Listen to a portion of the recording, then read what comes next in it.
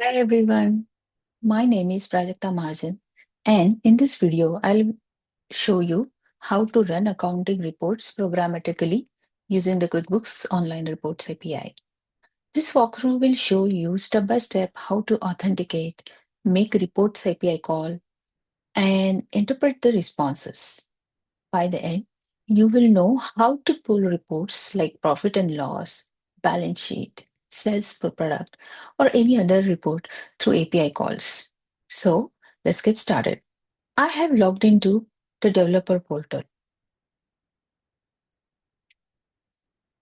I have an application which is supporting accounting API scope, and I have my developer as well as production credentials ready for this application. Similarly, you will also need an app with a client ID and client secret in your developer portal. You will also need a Sandbox company to test out the APIs.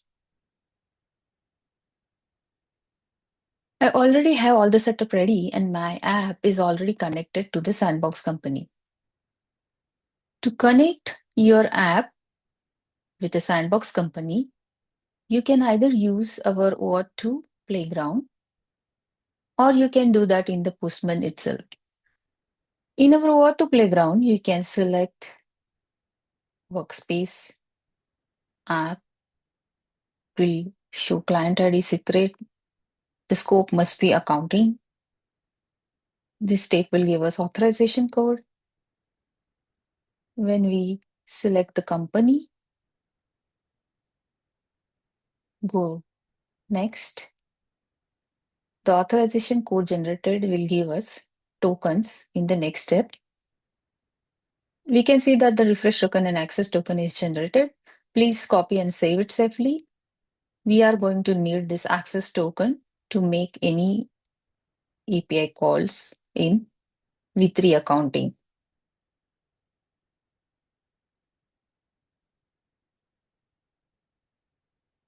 Let's go to Postman.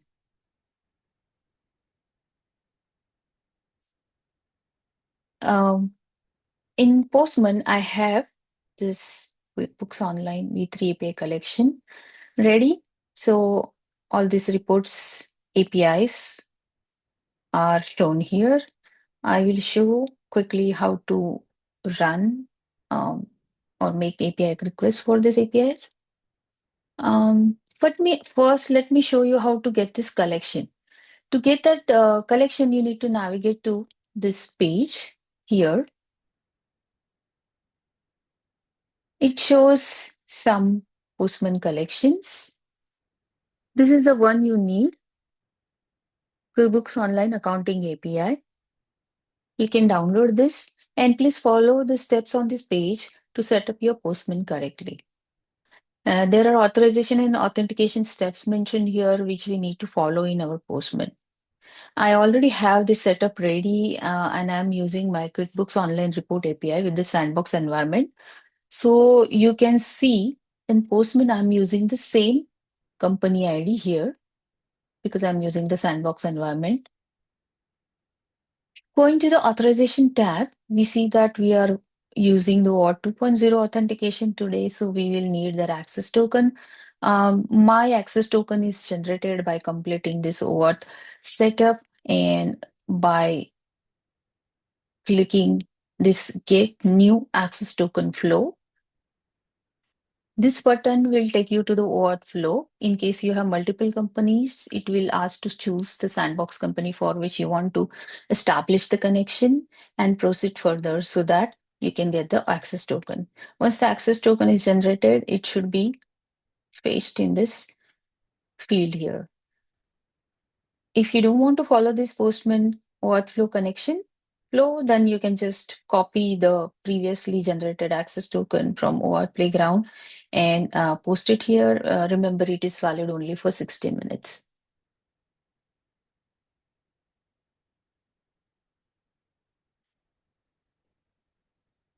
On developer.intuit.com, we have a lot of report entities, APIs here, right from account list details, API aging details, and so on.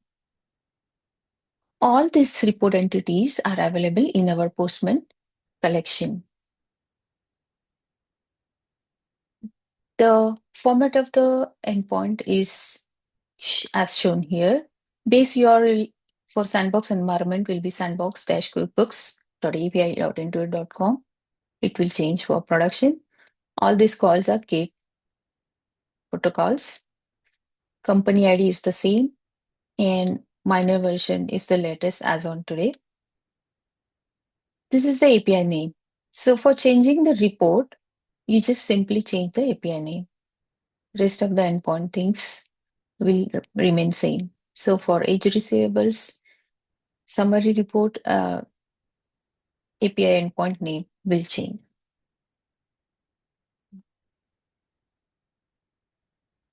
Now let's pick any report here. I select the balance sheet report and I go to authorization tab and make sure that my latest access token is available. And I will send this request.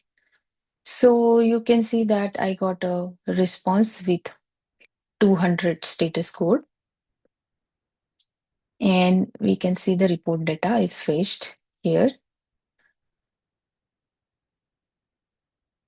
Note this section. This section says report, no report data equals to false. That means there is actual data elements in this report. If you check the response, then there are three main sections noticed: header, column, and rows. The header part will usually have high-level information about the report and the filters applied to show this data. Then we have columns to show the column titles that will appear in your report. And lastly, we have rows, which contains the actual cascaded or nested JSON structure with the actual report data displayed. Um,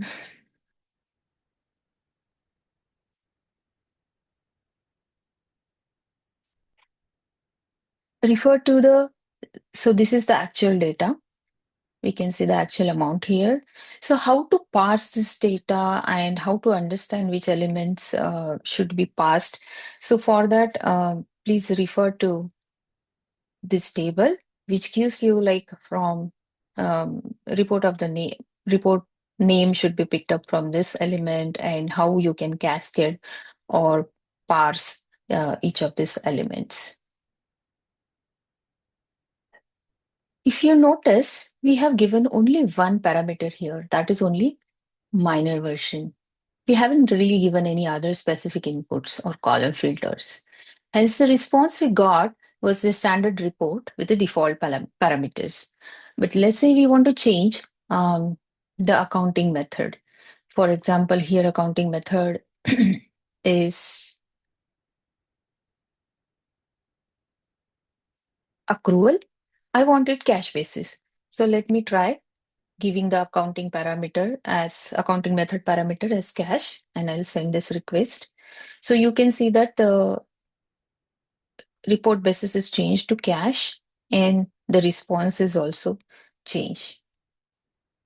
The same can be verified via running these reports in your UI. So if I run the accrual basis balance sheet, I get certain response.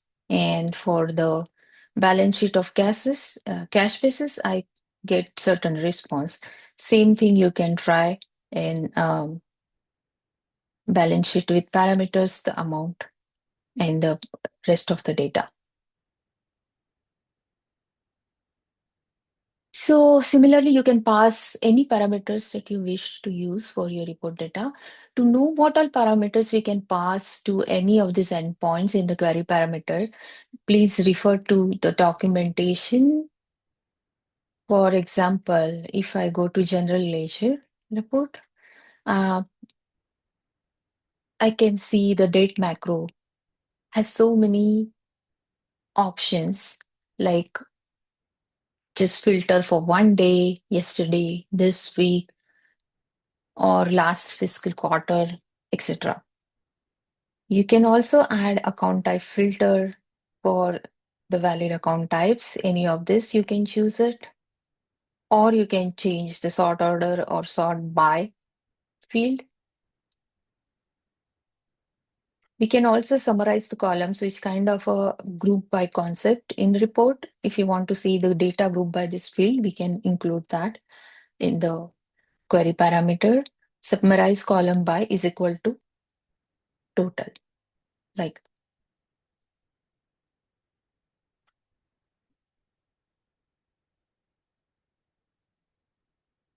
we see a list of columns which are supported. If we want the specific fields to be included into the database response, then we can in the API response, then we can filter those by passing the columns equals to and choosing the columns from here. Based on your case, whether you support multi-currency or not, there are several other columns are available which can be added into the report request. For example, if I see um, general ledger report. This is my normal general ledger report. I have not added any query parameters, but for this one, I have added accounting method and several other columns to display. Let's send it and see whether we are able to see the account name as we passed in the request and NAT amount that also we are able to see. So which is not available when you just ran the normal report.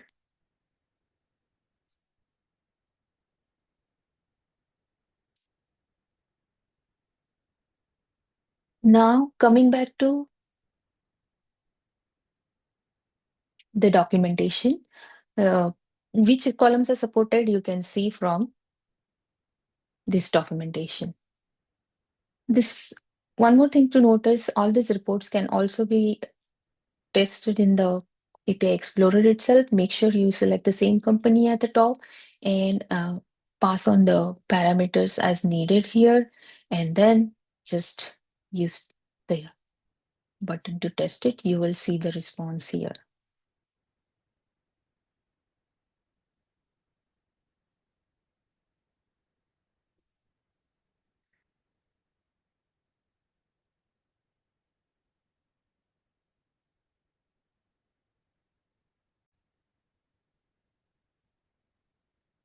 API Explorer and Postman are the two ways to test out our reports APIs to know how the report response is generated.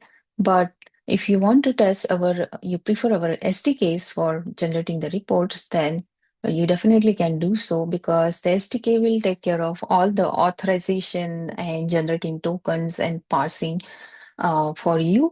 So it is simple for implementation. You just have to pass the correct parameters and it will generate the reports for you. For example, here is a quick look for the Node.js snippet wherein you can pass the request to generate a profit and loss report.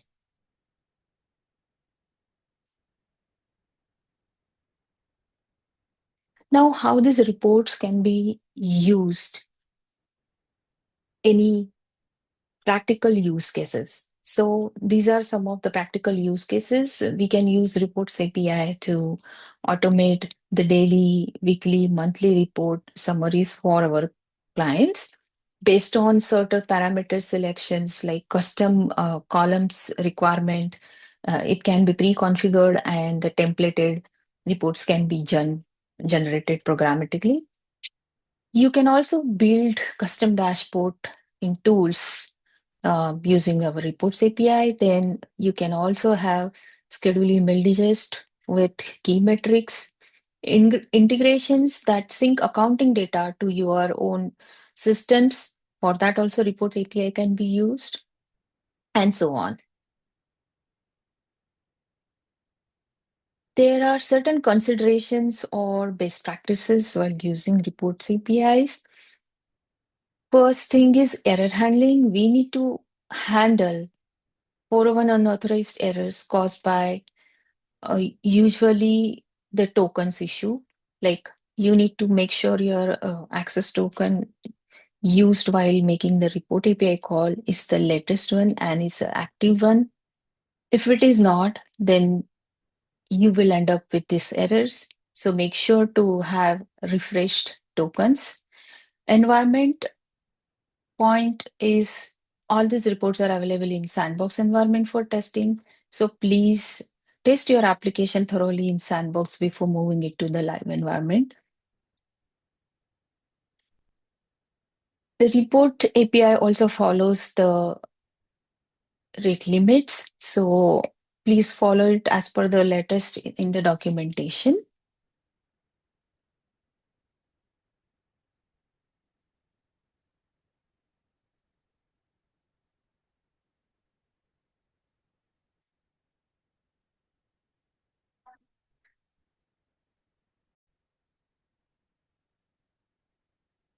And that's it.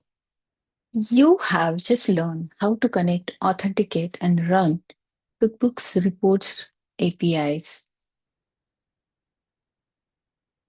I have linked the Postman collection, a GitHub repo with the sample code, and a one-page cheat sheet in the description. Thanks for watching and happy coding!